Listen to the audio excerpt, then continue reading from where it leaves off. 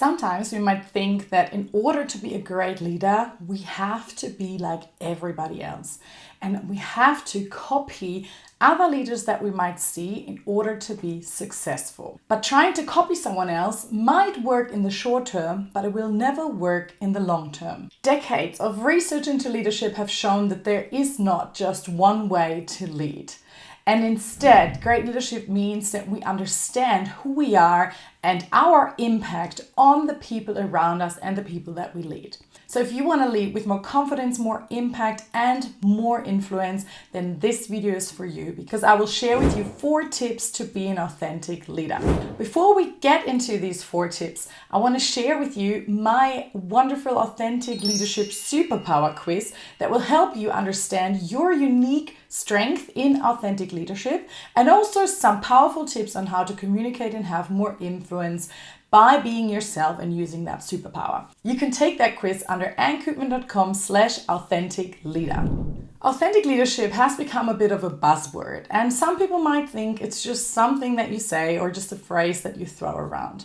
However, a lot of research has actually shown that authentic leadership is the key to successful leadership. In 2012, Google did research to figure out what makes teams effective, and they found out that the number one source and the number one thing for building effective teams was psychological safety and the trust and inclusivity of these teams. And to build trust and include everyone, you will have to figure out how to be an authentic leader and how to build that trust. We want to learn to accept ourselves, and therefore then also learn to accept everybody else on our team and what they bring in their uniqueness. And there are many benefits, as highlighted in a Harvard Business Review article, to authentic leadership. Amongst others, they said that authentic leadership will lead to greater productivity, higher trust among the team members, better relationships, and a better and more positive work culture. So let's look at the 4 tips or 4 steps that you can take and implement to become an authentic leader yourself and be authentic with confidence, without doubting yourself. Tip number 1 is around building your self-awareness. You first have to really understand who you are, what you stand for, what are the things that are important to you, and also understand the internal versus the external self-awareness. So your internal self-awareness is all around building the awareness around who you are, what you stand for, what your strengths are, and also what are your emotional triggers and how do you feel in certain points of time. And how do these emotions impact your behaviors and the things that you say. And then you also have the external self-awareness, and this is how others perceive you. So this is how you come across. And we want to make sure that your internal and external self-awareness actually do align. So what we want to make sure is that if you are aware of your strength, if you are aware of what you stand for and your values, which we will talk about in a second, we want to make sure that the external self-awareness also aligns with that, so that you actually put out there what others perceive in the same way, so that there are no misunderstandings or no certain deviations from your behavior with other groups. So to build your self-awareness, you want to start to be more reflective. You want to start to take more time to analyze and reflect on situations. What went well, what didn't go so well, what were your strengths that you were using, what were your emotional triggers, how well did you regulate your emotions, and how well did you show what you stand for. And then you want to ask for feedback regularly from peers, from the people that you lead, from your manager, to start to understand how they see you, how they perceive you. And then you want to compare these two. And that's just information for you to understand. Am I already showing what's important? Am I already showing my real self? And then you can tweak accordingly. Tip number 2 is understanding your values. As I mentioned it before, with self-awareness, we want to start to build awareness around what we stand for. What are your guiding principles? What is your compass and your moral compass? Because your values really show your integrity and they really show what you stand for. And when we talk about building trust, we want to make sure that we know our values and then that our actions align with these values. That's how you build trust. People will get to know you for who you are and what's important for you, and they will know that you will live by these values and they can actually rely on that. because there's nothing worse than a leader that we can't predict. When we can't predict their behaviors, when we have to fear how they will react when we made a mistake or when we come to them with questions. We want to know that they have certain values and that they have certain standards that they will uphold themselves to, so that we come to them, we know how they will react. And that's how you build trust. So to understand your values, I would recommend that you just type in a Google search to get a list of values. There's heaps out there that you will find. So you just take a list of values. Then you go through that list and you just start by highlighting every value that you feel like it resonates with you. In the first pass, this might be 30 values that you tick the box. And then you go through again and again and again, and you try to reduce these values to your top 3 or top 5 values. Really get down to what is the most important thing for you as a leader, as a person, when interacting with other humans. This might take a little bit of time, and you might have this inner conflict of feeling like, oh, but this is important and this is important. But if you break it down, you will also see that certain values do overlap and that some values can cover other values that are important for you. Once you have your list of your top 3 or top 5, you then want to take some time to really understand, what does this mean? How does it translate into what you say, how you show up, and how you behave in certain situations? Let's, for example, say you've chosen the value courage.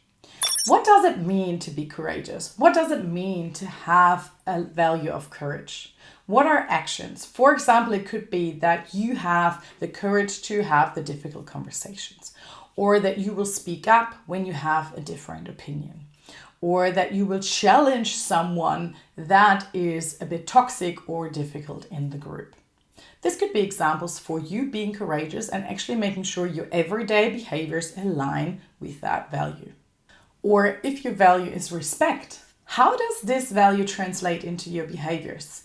How do you show respect to the different people that you lead, your stakeholders, your manager, your peers? How do you show respect to the different people in the organizational levels, and also people from different backgrounds or different age groups or minorities? How do you show respect on a day-to-day basis? So think about your top 3, top 5 values, and then really translate that into behaviors. This is the only way to really make these values useful. If we just have a list of values and no actions or behaviors behind it, it becomes quite meaningless, because what does it actually mean in day-to-day life? Tip number 3 is to lead from your strength. To be authentic, we also want to learn to be very sure about what our strengths are, what we can achieve, what we're really good at, and what we can do for our team. So what our contribution to success of our team looks like.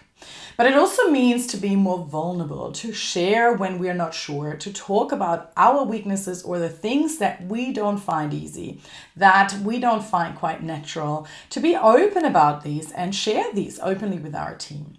Because nobody is perfect. We all have things that we just don't like to do or that we're not really good at. So you want to start by identifying your strength. With my clients, I often use the Gallup-Clifton Strength assessment. That will give you some good results, but there are other assessments out there. Start to understand what your strengths are and how these strengths help you in your role as a leader. How do they help you to communicate? How do they help you to build relationships? How do they help you to get things done? I have a video here on strengths-based leadership if you want to learn more about using your strength in your leadership. And what this investment into your strength also means is that it becomes much, much easier to talk about your weaknesses and the things that you just don't do so well. And you can start to bring this into conversations with your team and say, this is what I'm good at, this is how I can support you and how I can help you.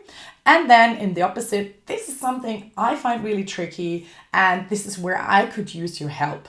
This will empower your team. It will show that you don't know all the things, that you don't have all the answers. And so it gives them permission to show up with their strength and with their weaknesses and don't feel like an imposter, and that they don't have to feel like they have to hide something. Tip number 4 is transparent communication. So as an authentic leader, you really want to make sure that you communicate effectively and transparently. This is really important. You want to make sure that you keep your team members up to date as much as you can. You keep them in the loop and you always explain your decisions and the directions that things are taking.